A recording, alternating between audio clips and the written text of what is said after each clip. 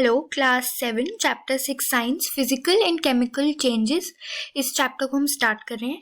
इस चैप्टर के अंदर बेसिकली हमने क्या पढ़ना है, हमने चेंजेस के बारे में पढ़ना है। चेंज क्या होता है?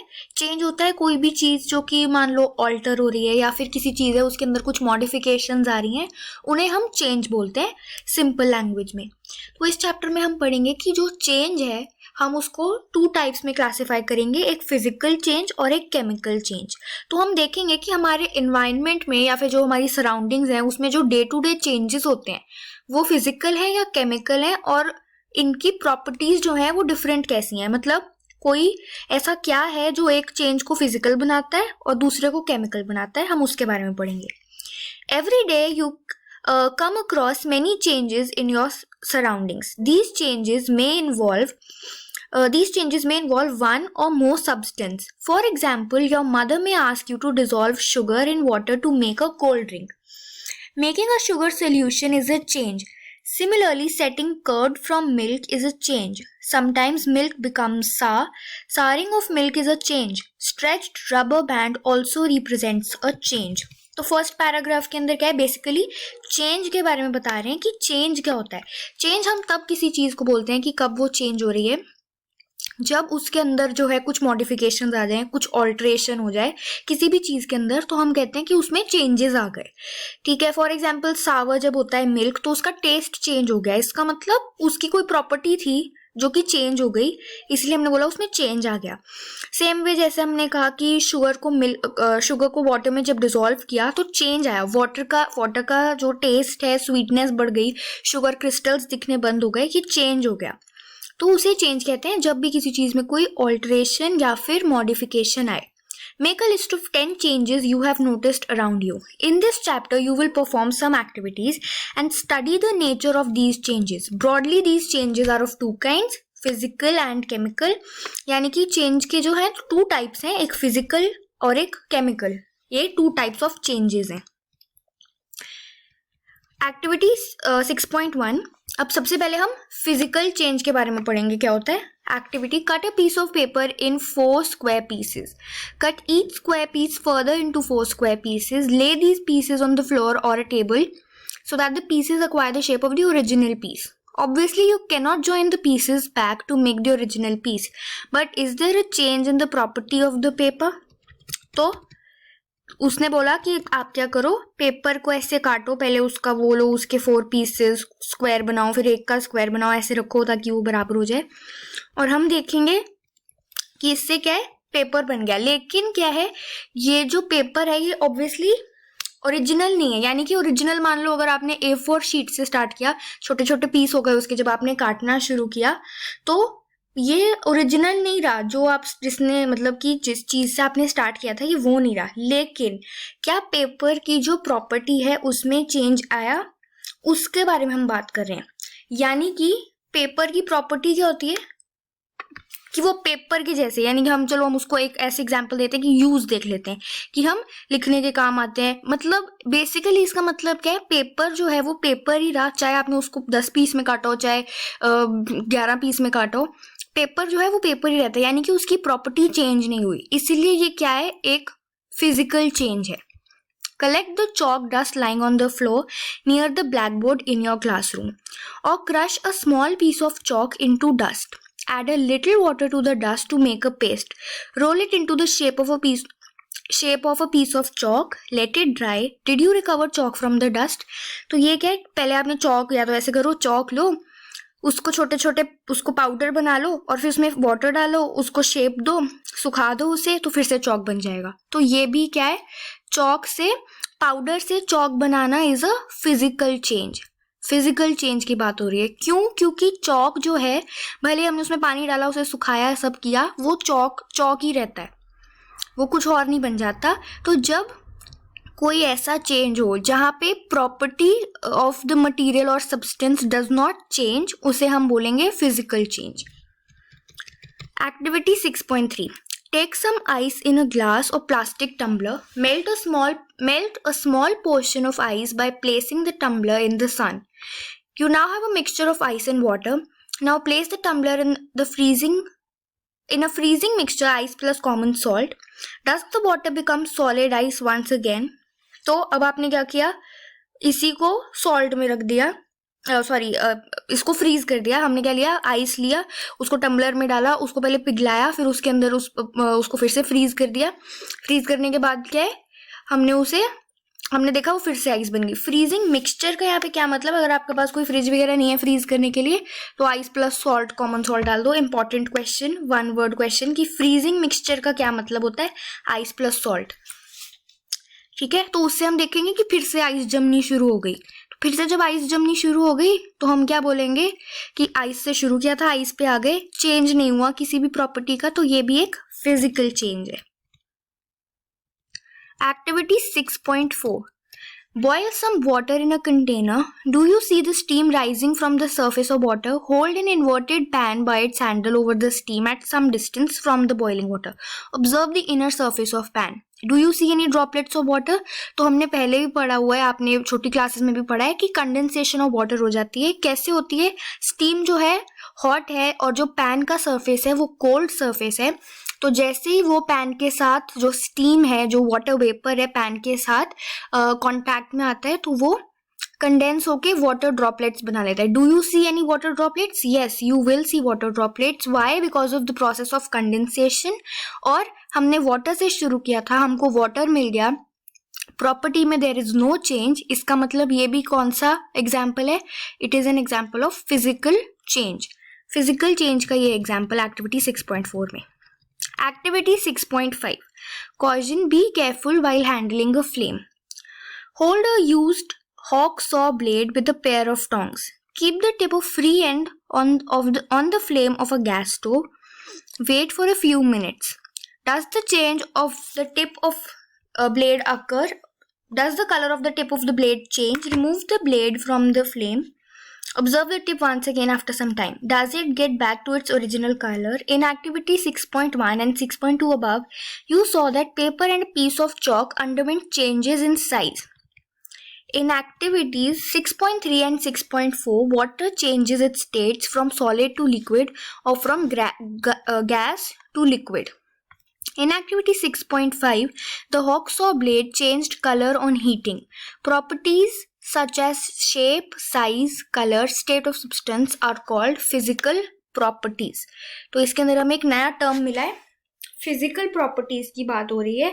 तो हम सबसे पहले क्या कर रहे हैं, हर वो प्रॉपर्टी जो कि शेप, साइज, कलर, इन सब चीजों को, यानी कि फिजिकल अपीयरेंस किसी चीज की, जब आप देखते हो किसी चीज को तो आप क्या देखते हो, उसका शेप देखते हो, साइज देखते हो, कलर देखोगे, फिर आप देखोगे वो सॉलिड है, लिक्विड है, गैस है, यानी कि उसकी स्टेट देखोगे। तो ये चीजें जो कि आप देख सकते हो, जो आपको अपीयर होती हैं, उनको क्या बोलते हैं, physical properties. A change in which a substance undergoes a change in its physical property is called physical change. Important definition. तो इसके अंदर हमने क्या बात करी, इसके अंदर हमने ये बात की कि हर वो प्रॉपर्टी या हर वो चेंज जो कि एक सब्सटेंस की फिजिकल प्रॉपर्टी में होएगा उसे हम बोलेंगे फिजिकल चेंज। इसका बेसिक हिंदी में ये मीनिंग हुआ। तो फिजिकल प्रॉपर्टी क्या हुई, हर वो चीज जो हमें अपीयर होती है, यानी कि जब आप कोई चीज देखते हो तो आप उसमें क्या देखते हो, आप उसका साइज देखोगे, कलर, शेप, ये देखते हो, यानी कि अपीयरेंस कैसी है किसी भी चीज की, उसे हम बोलेंगे फिजिकल प्रॉपर्टी। अगर किसी भी सब्सटेंस की फिजिकल प्रॉपर्टी में चेंज हो तो उसे हम बोलेंगे फिजिकल चेंज। अब physical change is generally reversible. Very important difference जब आएगा फिजिकल एंड केमिकल चेंज के बीच में, तो ये सबसे इंपॉर्टेंट पॉइंट है कि फिजिकल चेंज जो है रिवर्सिबल चेंज होगा, और हम आगे पढ़ेंगे कि chemical change is not reversible, हम आगे लेक्चर में पढ़ेंगे। तो a physical change is generally reversible. In such a change, no new substance is formed. ये इसका थर्ड पॉइंट डिफरेंस का, no new substance is formed, यानी कि जैसे हमने पढ़ा पेपर को काटोगे तो वो पेपर ही रहेगा, ऐसा नहीं कि आपने पेपर को काटा और वो ब्रेड बन गई, यानी कि no new substance is formed, कोई भी न्यू चीज नहीं बनती, इसीलिए हम उसे फिजिकल चेंज बोलते हैं। ये पूरा पैराग्राफ बहुत इंपॉर्टेंट है। फिजिकल प्रॉपर्टी का क्या मीनिंग है, फिजिकल चेंज का क्या मीनिंग है, और उनके 3 पॉइंट्स। सबसे पहले डेफिनेशन, जब भी डिफरेंस आएगा फिजिकल एंड केमिकल चेंज में, first definition, then physical change is generally reversible, chemical change is not reversible. In physical changes a new substance is formed, in chemical change हम आगे पढ़ेंगे in physical no new substance is formed and in chemical change new substance is formed, ये हम आगे पढ़ेंगे। Let us now consider the other kind of change which is chemical change. A change with which you are quite familiar is the rusting of iron. आपने देखा होगा iron पे जो rusting होती है, जो ब्राउन सा आयरन हो जाता है, यहाँ पे पिक्चर बनी हुई है रस्टिंग ऑफ आयरन। ये जो चेंज है बहुत कॉमन है। If you leave a piece of iron in open for some time it acquires a film of brownish substance, this is called rust and the process is called rusting. Iron gates of parks or farmland, iron benches kept in lawns, in gardens, almost every article of iron kept in open gets rusted. At home you must have seen shovels and spade getting rusted when exposed to the atmosphere for some time. In the kitchen, a wet iron pan tawa often gets rusted if left in that state for some time. Rust is not iron. It is different form of iron on which it gets deposited. Let us consider a few more changes. तो सबसे पहले हमने पढ़ा rusting of iron. जब आप कोई iron की चीज लोगे और उसे अगर आप एटमॉस्फेयर में रख दो, एटमॉस्फेयर यानी कि क्या होना चाहिए, आपके पास ऑक्सीजन होनी चाहिए और ह्यूमिडिटी होनी चाहिए। ऐसी अगर आप एक उसको एटमॉस्फेयर में रख दो जहाँ पे ऑक्सीजन का सप्लाई है और ह्यूमिडिटी है एयर में, मॉइस्चर है एयर में, तो आप देखोगे आयरन के ऊपर रस्टिंग होनी शुरू हो जाती है, यानी कि आयरन के ऊपर ब्राउन कलर की एक लेयर बननी शुरू हो जाती है जिसे हम रस्ट बोलते हैं, और प्रोसेस को क्या बोलते हैं, रस्टिंग। अब ये जो ब्राउन कलर की लेयर आयरन के ऊपर आ गई जिसे हम रस्ट बोल रहे हैं, ये आयरन नहीं है, ये एक न्यू सब्सटेंस है, एक नई चीज बनी। कैसे बनी, जब आयरन को एयर और मॉइस्चर मिला, जब उसको ये सब कुछ मिल जाता है एक चेंज होता है उसकी प्रॉपर्टी में, आयरन की एक केमिकल चेंज जिससे कि रस्ट बनता है। और रस्ट क्या है, आयरन नहीं है, ये एक न्यू सब्सटेंस है जो बनता है, और इसीलिए हम इस चेंज को बोलते हैं केमिकल चेंज, क्योंकि आयरन की केमिकल प्रॉपर्टीज में चेंजेस होने के बाद हमें रस्ट मिली which is different from iron. Let us consider a few more examples. Activity 6.6 to be demonstrated by the teacher.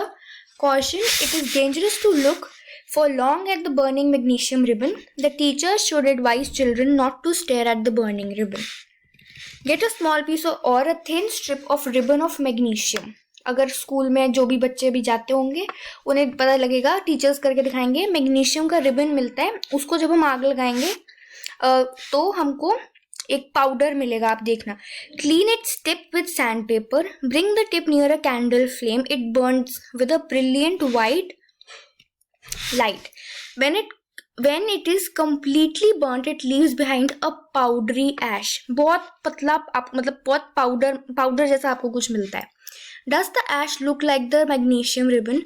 The change can be represented by the following equation. Very important equation है ये। अब ये जो ऐश मिलेगी आपको जब आप ribbon जलाओगे, यहाँ पे इसकी फोटोग्राफ बनी हुई है, एक इमेज लगाई हुई है उन्होंने, ऐसे जब आप इसको जलाओगे तो नीचे जो है ऐश मिलेगी जो कि पाउडर के जैसी होगी, बहुत पाउडरी होगी।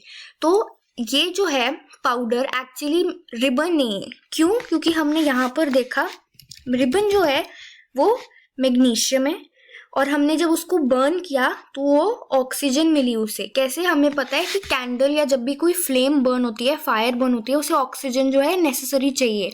अगर आप उसे ऑक्सीजन नहीं दोगे तो फायर जो है बर्न नहीं होगी। तो उसको ऑक्सीजन मिली, जब वो बर्न हुआ तो क्या बन गया, magnesium oxide, MgO, magnesium oxide बन गया। अब क्या मैग्नीशियम ऑक्साइड यानी कि MgO मैग्नीशियम के बराबर है, यानी कि ये दोनों सेम है? तो हमको दिख रहा है ये सेम नहीं है। मैग्नीशियम में Mg होता है, मैग्नीशियम ऑक्साइड में MgO होता है, इसका मतलब ये दोनों तो सेम नहीं थे, यानी कि एक न्यू सब्सटेंस का फॉर्मेशन हुआ इस चेंज से। इसका मतलब ये एक केमिकल चेंज है। The equations here are different from those in mathematics. In equations of this kind, the arrow implies becomes, यानी कि magnesium plus oxygen becomes magnesium oxide. No attempt should be made to balance chemical equations at this stage. तो ये आपको blue box पढ़ने की कोई ज़रूरत नहीं है. Collect the ash and mix it with some small amount of water. Stir the mixture well. Test the mixture with blue and red litmus paper. Does the mixture turn red litmus blue? Does the mixture turn blue litmus red? On the basis of this test, how do you classify the aqueous solution as acidic or basic? On dissolving the ash in water, it forms a new substance. This change can be written in the following equation. अब ये जो है अगला part, ये और भी important part है. ये पूरा जो ये मैग्नीशियम रिबन बर्निंग का जो एक्टिविटी है 6.6, ये बहुत इंपॉर्टेंट एक्टिविटी है. इसका सब पार्ट बहुत बहुत इम्पॉर्टेंट है. तो इसके अंदर हमने क्या किया, सबसे पहले हमने एक मैग्नीशियम रिबन लिया, उसको क्लीन किया और उसे बर्न किया. बर्न करने के बाद हमने देखा हमें एक पाउडर फॉर्म मिलता है. पाउडर फॉर्म मिलने के बाद हमने देखा कि ये जो पाउडर फॉर्म है एक्चुअली ये मैग्नीशियम ऑक्साइड है, यानी कि ओरिजिनल से डिफरेंट. हमने लिया क्या था, मैग्नीशियम का रिबन, बन क्या गया बाद में मैग्नीशियम ऑक्साइड, यानी कि एक डिफरेंट सब्सटेंस बन गया. अब हमने क्या किया, किसी के बच्चे के दिमाग में आ सकता है कि एक काम करो, जैसे हमने चौक में पानी डाल के दोबारा से चौक बनाया था, ऐसे ही मैग्नीशियम ऑक्साइड लो, इसमें पानी डालो और इसको भी फिर से रिबन के फॉर्म में बना दो. तो अब हम देखेंगे कि हम ऐसा क्यों नहीं कर सकते. हम ऐसा इसलिए नहीं कर सकते क्योंकि जब आप मैग्नीशियम ऑक्साइड में यानी कि MgO में वाटर डालोगे यानी कि H2O, तो मैग्नीशियम हाइड्रोक्साइड बन जाएगा MgOH होल ट्वाइस. यानी कि शुरू हमने किससे किया था, शुरू हमने किया था Mg से. हमको मिल क्या गया पानी डालने के बाद, MgOH होल ट्वाइस, यानी कि आपको मैग्नीशियम हाइड्रोक्साइड मिल गया. अब हमने पिछला चैप्टर जो कि एसिड बेसिस सॉल्ट जो चैप्टर है एसिड बेस सॉल्ट, उसमें हमने ये पढ़ा है हर वो चीज़ जिसके पीछे हाइड्रोक्साइड लिखा हो वो एक बेस होती है. और हमें ये भी पता है कि बेसिस जो हैं वो क्या करेंगे, ब्लू लिटमस को रेड बनाएंगे. ठीक है ना. तो आप जब ये आपका क्वेश्चन जो है इसमें आप लिखोगे कि since magnesium hydroxide is basic in nature, it is basic in nature, it will turn blue litmus red. It will turn red litmus blue. Blue litmus red acid में होता है, it will turn red litmus blue, क्योंकि red litmus blue बनता है under basic conditions. blue litmus blue ही रहेगा जब हम उसको बेसिक में डालेंगे. So red litmus will turn blue under basic conditions. ये यहाँ से आप देखो, red litmus will turn blue under basic conditions and magnesium hydroxide is basic in nature. As we've already learnt in chapter 5, magnesium hydroxide is a base. So magnesium oxide is a new substance formed on the burning of magnesium. Magnesium hydroxide is another new substance formed by mixing magnesium oxide with water. तो ये पूरा जो था ऊपर वाला page number 60, activity 6.6 बहुत important activity है. इसके अंदर उन्होंने आपसे ये भी पिछले चैप्टर से लिंक करके पूछ लिया, magnesium hydroxide is actually a base and base will turn red litmus blue.